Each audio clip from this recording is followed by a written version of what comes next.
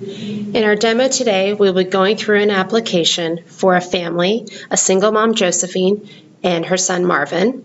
Both of them are looking to pay for healthcare coverage. At this point in our scenario, Josephine has created an account and has been identity proofed.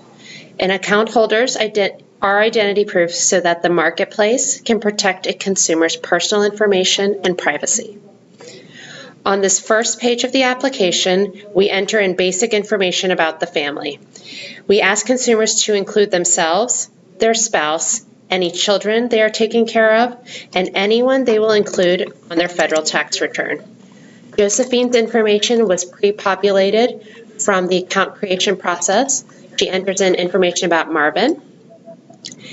When filling out the application, it's important to click on the blue box at the top of the screen if you want the marketplace to see if you qualify for federal financial assistance. On the first set of screens, we ask for demographic information about each person on the application. This information will help the marketplace decide what programs you qualify for. We ask about marital status to show you the right plans that you qualify for. Josephine's date of birth and social security number are pre-populated from the account creation screen. We then ask about her citizenship or immigration status. The marketplace needs to know everyone's immigration status, who is applying, to determine their level of eligibility and to help them get the help that they're entitled to. Immigration status is made up of different categories. We've provided help text to provide the consumer with a guide as to which category they should select in this question. We also ask about race and ethnicity. While these questions are optional, answering them can help us serve communities better. Giving this information will not affect a consumer's eligibility, plan choices, or access to programs. We then ask about pregnancy, American Indian Alaska Native status, and disability status.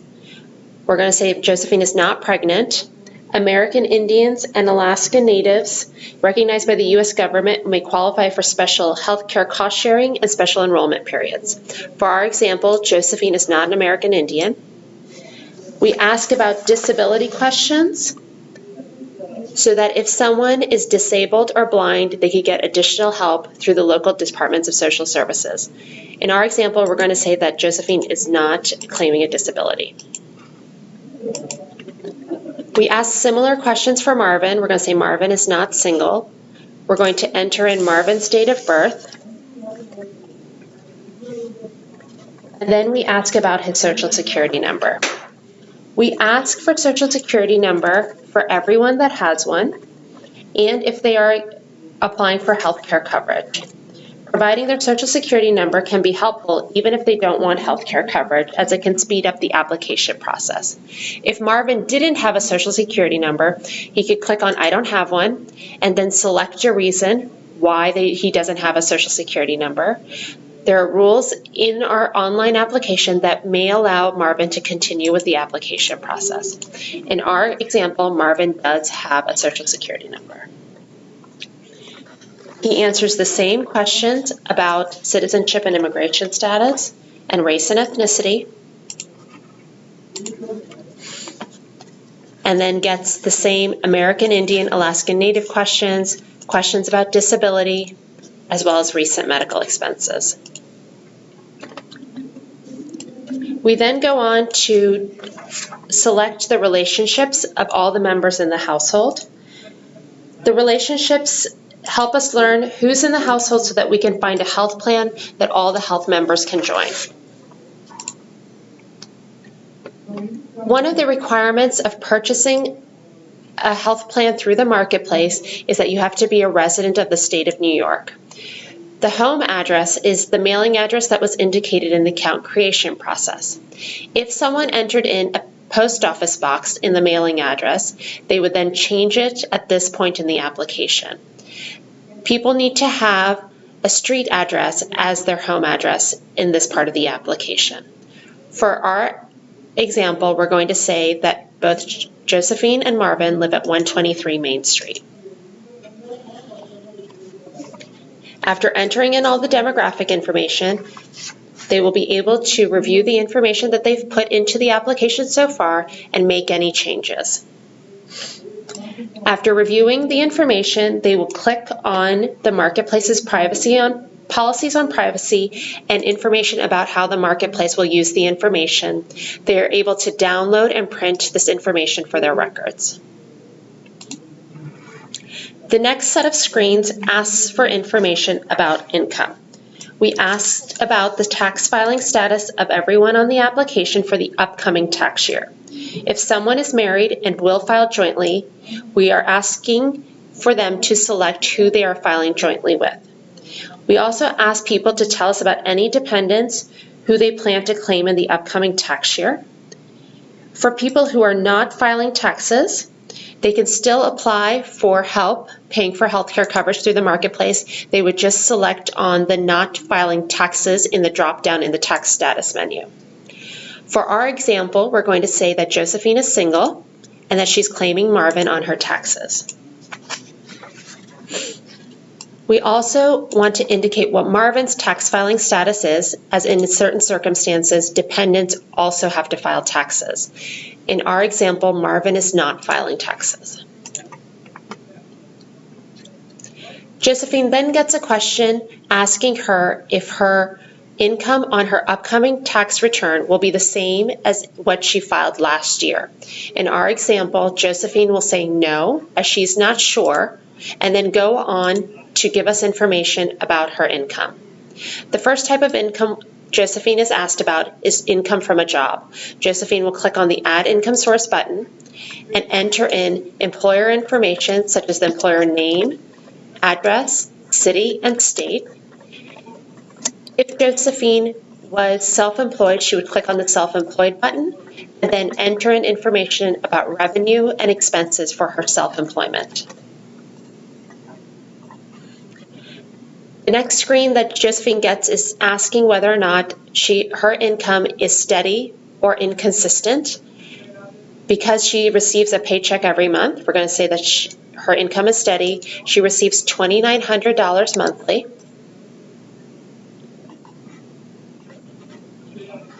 For Marvin, we have to check the box by his name, as he will not be receiving any income from a job. We then ask about income from unemployment benefits. For our example, Josephine and Marvin do not receive any unemployment insurance benefits. They also don't receive any income from Social Security. The next screen asks about additional income. To add additional income, they would click on the box marked additional income. They would be able to select from types of income that are reportable on the federal income tax and then enter in the frequency and the amount that they receive this type of income. For our example, we're going to say that Josephine and Marvin do not have any additional income. The next section asks about deductions that Josephine would be claiming on her upcoming tax year. Similar to additional income, to add a deduction, they would click on Add a Deduction to see what deductions are allowable on the federal income tax, as well as then you would type in the amount and the frequency that they would claim for this deduction. Josephine and Marvin have no deductions. After entering information about income, they will have an opportunity to review all of the income that they have put into the application and then check on the box that they agree with the amount shown. They will then get a series of questions that may or may not be applied to them. The next set of questions have to do with enrollment in healthcare coverage. The first question asks whether or not Josephine is currently enrolled in healthcare coverage. Consumers should select no if they're enrolled in any kind of public coverage, such as Medicare, Medicaid, Child Health Plus, or Veterans Health Programs. If Josephine was enrolled in any kind of private health insurance, she would mark yes, select the type of health insurance that she's currently enrolled in, and then enter in information about that policy. For our example, we're going to say that Josephine is not enrolled into coverage. The next set of questions asks information about coverage that Josephine could get through a job.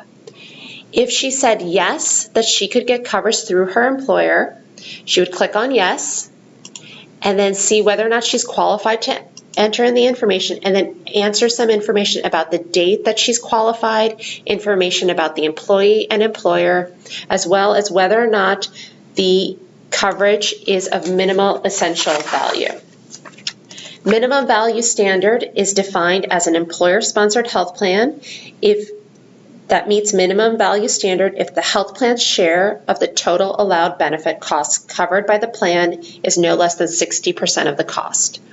If an employer offers something that's minimum value standard, the consumer will click yes and then enter in the cost and frequency of payment.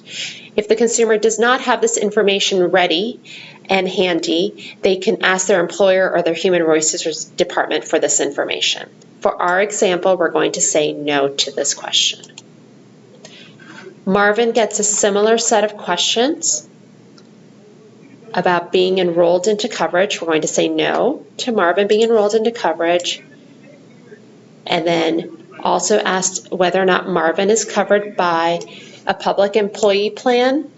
We're going to say no to that. Marvin has not lost any coverage in the last 3 months and cannot get coverage through a job, such as through a parent or spouse. And then we're going to click on the next button. After entering all of the information, we get one last chance to review all of the information, including the demographic information that the consumer has entered into the application. After reviewing the information and clicking on the next button, the consumer will read the terms, rights, and responsibilities and check the box at the bottom that says that they agree with the information that they've put into the application. Josephine will then initial the application and then click on the Finish button in order to get an eligibility result.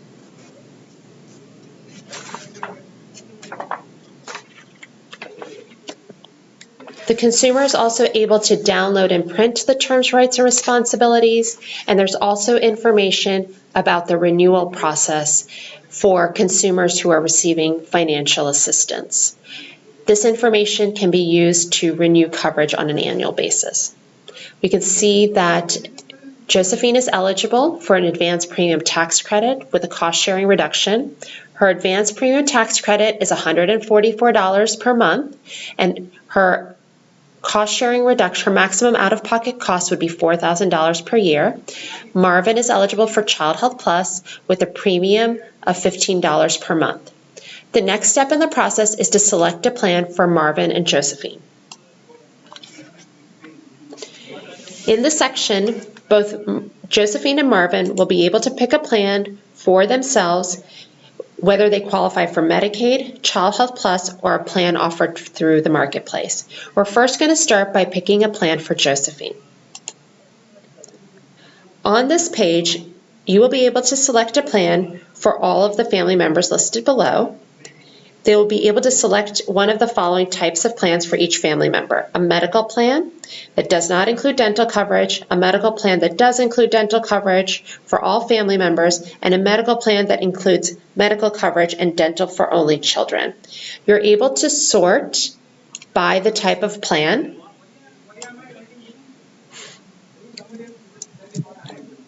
By clicking on the Type button. So here we see that these plans are medical types of plans. You can also sort by metal level as well as by the amount that you would pay.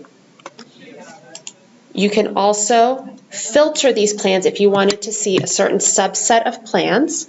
You could sort by premium, metal level, carrier name, as well as if you wanted to search for a doctor that was in a network for a plan. And you can also search by quality ratings. For our example, we're going to say that Josephine wants to look at only silver level plans.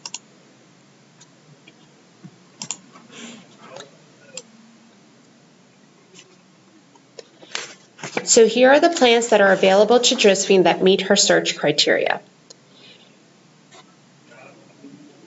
Josephine could adjust the amount of her advanced premium tax credit by using the slider She can decrease the amount that she wants to take per month, and it will then show the amount of the premium change depending on how much she chooses to take each month. Josephine can also look at the details for each plan and can see what benefits are offered, including the monthly premiums and what her out-of-pocket costs would be for these benefits. She's going to go back to the plan page to see all of the plans that are available to her, and then she's going to select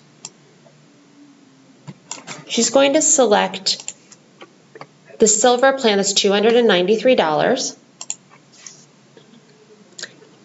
Now we're going to go on to pick a plan for Marvin. He's going to pick a Child Health Plus plan.